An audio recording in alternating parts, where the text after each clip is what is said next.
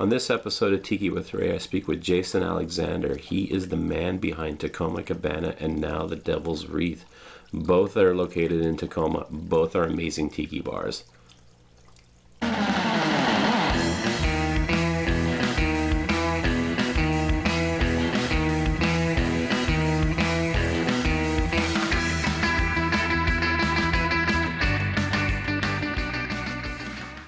So, Jason, let's cut to the chase.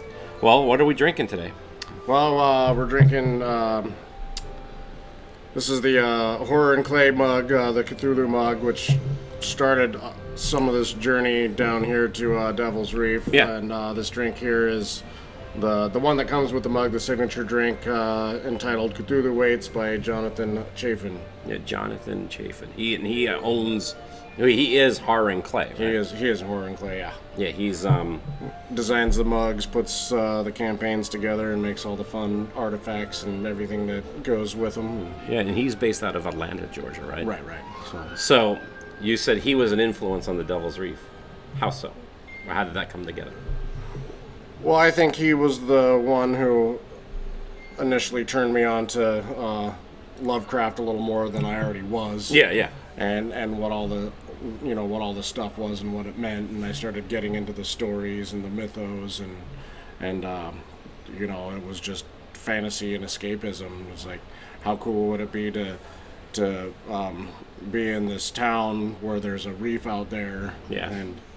And I just kind of developed the story to my own suits, my own needs for Devil's Reef, to where Devil's Reef is located out in Point Nemo, the farthest point away from land that you can get, and which is an actual location out there in the South Pacific. Is it really? Mm-hmm. I think from around all the sides, it's 1,200 nautical miles away from the farthest piece of land. The closest people to ever come there, like say if your boat was right smack dab in the middle of Point Nemo, the closest people to you would be the International Space Station when it flies 250 miles overhead. Wow. So yeah, that's a little bit isolated. And then that was the inspiration of the Devil's Reef. And while I'll say this, the Devil's Reef definitely has more of like a nautical feel. Right. But not like nautical as in like pirate. Right. But it's definitely nautical tiki, very dark, very, how would you describe your bar? You could probably describe it a little bit better than me. Well, me and Robin just wanted to build a bar. Yeah. We wanted to build a bar for ourselves, something that we would enjoy coming to and being at and eating and drinking and escaping for a little while. Yeah. So we just took all of our influences and all of our favorite things, obviously the tiki lifestyle, flotsam and jetsam, nautical stuff. Yes. Our love for the ocean and the sea. Yeah. And as well as other influences like Walt Disney and Disneyland and Adventureland and riding the Jungle Cruise and the Tiki Room and Indiana Jones and You own a boat too. Yes. Yeah, you own your boat, and I know you and Robin are constantly going down to Disneyland, so yeah, it all makes sense. Out of all the tiki bars out there, not including your own, what is your favorite? The Shameful Tiki Room is my favorite. Shameful Tiki Room. And I don't get up there as much as I should, or I should say as much as I would like to. Yeah. But I just have a tremendous amount of respect for Rod and what he's done and what he's built. And oh my gosh, it makes me very proud to live in the Pacific Northwest and to have you and Rod as friends. And you guys are making my opinion, Jason, is the future of tiki is all about the people that are making new tiki bars. Right.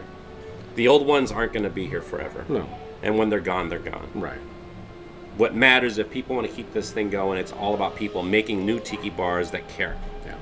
And one thing I'll tell you, the thing that blew my mind about the Devil's Reef is you literally handmade this whole thing. Right. Like everything that's here is.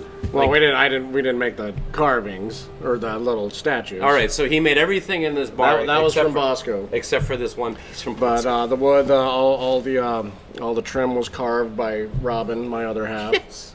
And we sat here and nailed it and screwed it and sanded it and treated How long did it take for you to paint that painting? That painting was actually given to us by a good friend, and Robin took the frame off and completely built a new frame for it. Close enough, right? Oh, it's not everything. I didn't build this table, but Oh, it's all a sham. I take that back. Right. All right, so they handmade everything except the table, the painting, and the Bosco thing. right. How did you get into tiki to begin with? Tiki started for me quite a few years ago. Probably about 7 or 8 years ago now. Okay. On the big island of Hawaii, of all places. Yeah. And this gentleman opened up this place called the Kolemuna Tiki Lounge. Okay. And we heard advertisements for it on the radio when we were down there, and Yeah. we just kind of shrugged it off as another tourist joint with crummy, brightly colored drinks that would poison you after the first one. Or give you a headache. But the radio ad was so relentless that we caved and Yeah. we went into the Kolemuna Tiki Lounge and sat down and. What do you do when you go to a new bar? You order a Mai Tai. Yes, you do. And I ordered You order a Mai Tai and hope.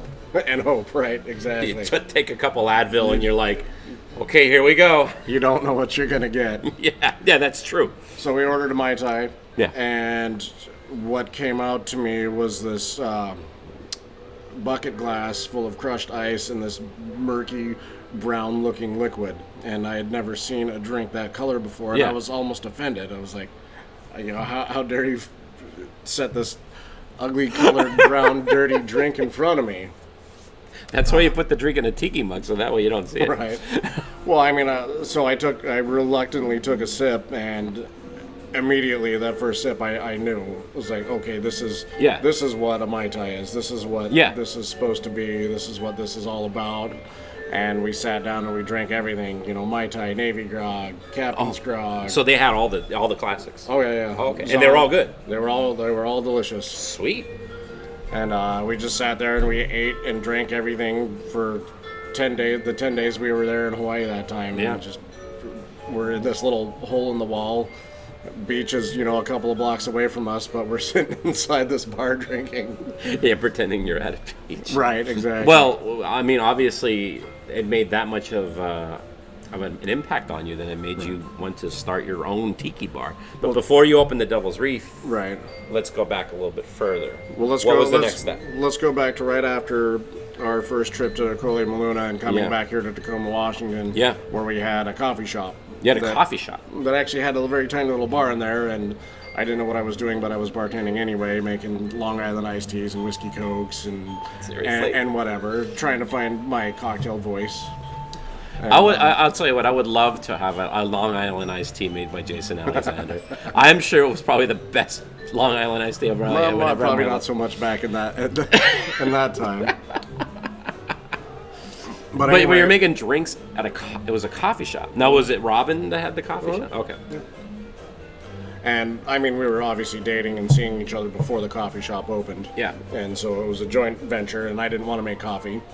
And so I said, let me put a little bar in this coffee shop because I don't want to make espresso. Yeah. And she relented, and so I got this tiny little bar. Yeah. And I just started making drinks, like I said, margaritas, highballs, Long Islands, whatever, you know. And it wasn't until that trip to Kolemuna on the Big Island that I knew what I wanted to do. Yeah. And I came back immediately and set out, okay, how, source the ingredients to make proper Mai Tais, and then the zombie was a big undertaking because nobody was delivering. Yeah, you need absinthe for that. Falernum and stuff up here at that time. So yeah, in order for me to make a zombie, I had to figure out how to make falernum and then all the other ingredients. Don's mix and grenadine. So I'm making Don's mix. I'm making my own grenadine. Making my own falernum. So right off the bat, you're making your own syrups for everything. Yes. So you never went to like the Safeway and grenadine. No. Yeah, this will work. No, I just figured it out. Wow. So, and how did you figure out the cocktails then? Well, Robin had bought me the grog log. Oh, okay. And I had thrown it in a drawer and passed it off as just a bunch of crummy tropical drinks that nobody wants to drink anyway. So I get back and I'm like, where's this grog log? The original spiral bound one. Yeah. And, right Mai Tai, zombie, Navy grog. Yeah. And just started ripping them out. And that's, I put out a little cocktail menu in this coffee shop of these drinks, and it just took off to the point where we stopped doing coffee, and then we stopped doing lunch, and then it was just this nighttime destination to come get really good, tiki, tropical, and exotic drinks. Wow, what was the name of that place? It was called the Villa Cafe. The Villa Cafe. So how long did that last till? Like, so obviously it was almost 2 years that we ran 2 that years. for, and so we just outgrew it doing those drinks, and we needed a bigger spot. And it just so happened that two of our regulars was the landlord and the building manager for where the cabana is now, and they're like, "Hey, we've got a spot." Yeah. It's like, cool, and they're like, it's turnkey, there's already equipment in there, you just need to go in and decorate and have at it. And it's like, that sounded great to us because we were broke. Wow. So what year did you start working on the Tacoma Cabana? That was August of 2011. 2011. And then we opened 2 months later, in October of 2011. I live in Seattle. And Seattle doesn't really have much tiki going on at all. Hardly anything. And so I was constantly Googling, tiki bar, type in, put up Google Maps, type in tiki bar. And nothing. And then I remember finally, Tacoma Cabana. Tacoma. This the time you open up your bar. And I'm like, wow, all right. Cool, all right. I'll go down to Tacoma to check it out because I was desperate for anything. And I'll never forget, Jason. I came down and I walked through the door and you were working. It was before I knew you or knew anything about you. And I remember just seeing you behind the bar. You got the fez on. You're wearing an Aloha shirt, and you're making drinks, and you're like doing things with eyedroppers. And I'm like, what kind of drinks need an eyedropper? And I'm like, well, this guy obviously knows what he's talking about. He knows his business because And I was right. Your drinks are incredible. And then I became a fan, and I would come down all the time. When it comes to like anyone from out of town, I get a lot of people asking me, "Hey, I'm coming into Seattle. Where are the good tiki spots?" And it's just like, well, get in the car. We're going down south. We're going down to Tacoma because that's where it's at. So, well, nowadays you're saying people are flying into SeaTac and not even bothering going to Seattle anymore. They're just coming south straight to Tacoma. Yeah. There's two couples that I've met, and I'm like, they flew to SeaTac, which is halfway between Tacoma and Seattle. Right. And they came down here. Yeah. I'm like, you're not coming up to Seattle? And they're like, no.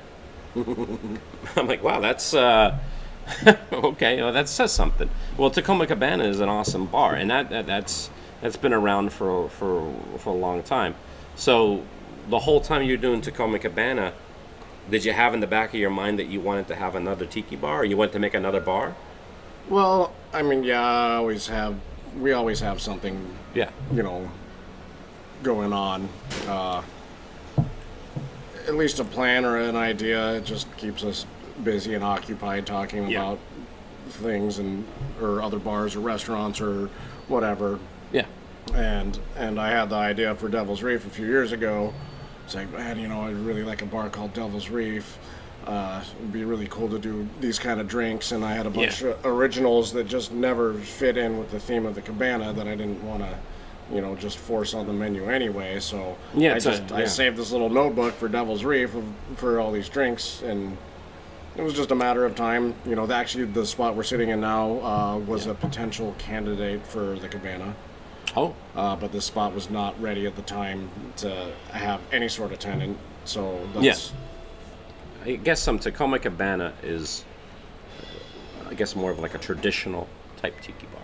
Right. You go there, you can get all the classics. Yeah. I mean, it's definitely an homage to those classic drinks from Trader Vic and Don the Beachcomber, and with some of the Hawaiian style cocktails thrown in there as well. Leilani Volcanoes, Pahoe Hoes, stuff like that. The interesting thing about the Devil's Reef is that the drink menu is all original cocktails. Right. Everything on the drink menu is a recipe that you came up with. Yes. And I'll tell you what, that's a bold move. But I think it is. I mean, it's a little scary putting yourself out there, especially for the past, 7 years. I've stuck to the classics, and I mean, I've modified those recipes and adapted some of those recipes you know, for whatever products I had, or for what my palate and liking was for those drinks. If you have someone come in, but if they say, hey, like at the Devil's Reef, hey, can you make me a Mai Tai? Like, yeah, we make Mai Tai. Yeah, you can make anyone. We can make all the classics. You can make all the classics. You just gotta ask. You want a 1934 zombie punch? I got you. You want a classic style fog cutter? We got you. You want the fog cutter with 2 Gs? We got you. When painkiller number 1, we got that. But well, the nice thing about being at the Cabana for the last 5 years and doing these drinks for the last 7 years is that they're pretty much ingrained in my memory. Yeah, you don't even have to think about it. Right. One thing I think that's great, as I said, it's a bold move, but I think it's an awesome idea. Because I really honestly think, Jason, the best places, like all my favorite restaurants and places are places where if you want that burger, you want that thing, you gotta go to that place. Like, for example, Tiki Tea. Mm-hmm. If you want a Ray's Mistake, that's the only place you can get. The only place you can get that drink is at Tiki Tea. Right. So we're only talking one drink there, but you're talking about an entire menu. I mean, how many original drinks are on the menu at this point? I think there's 20 something right now. 20 something. I had my wish list of everything that I wanted to put on the menu here. Yeah. And some were tried and true recipes that were ready to go right out of the gate, and some were just ideas and concepts, and some other ones just needed a little work because maybe it wasn't the right blend of rum, or it was too sweet or too tart, and they just needed some last minute adjustments. So I actually have about a dozen more drinks that'll eventually get on the menu to tell the whole story of Devil's Reef. That's amazing, and I've plowed through a lot of the drinks on your menu, and they're all great, and more importantly, they're all unique. Right. Because I've been to a lot of tiki bars, and I haven't been to any place that are making drinks that are like this. And I'm really excited for you, Jason, because eventually people are going to be like, oh, you want an Obred, what is it, Obred's? Captain Obed's grog. You want one of those, you got to come here. Right. If you want any of these drinks, you got to come see this guy to make it for you. I think that's awesome. It's scary too. It's you're putting yourself out there on the line. It's like, I hope that these drinks stand up and I have full people confidence. like them, so. I have full confidence. I mean, the reality is people are flying in to check out your bar for good reason, because you already have a great reputation from Tacoma Cabana, and I think you're going to be written in the history books down the line when they write about what was going on in Tiki in the 2000s. Right. That's what I'm very happy for you, Jason. It's quite possible, but I'm just happy to be here right now, and I'm happy to get back to work and making drinks again. And doing what I like to do. Well, Jason, thank you for coming on the program. Yeah, my pleasure. Thanks for having me. Aloha, Cheers. mahalo, and all that other crap.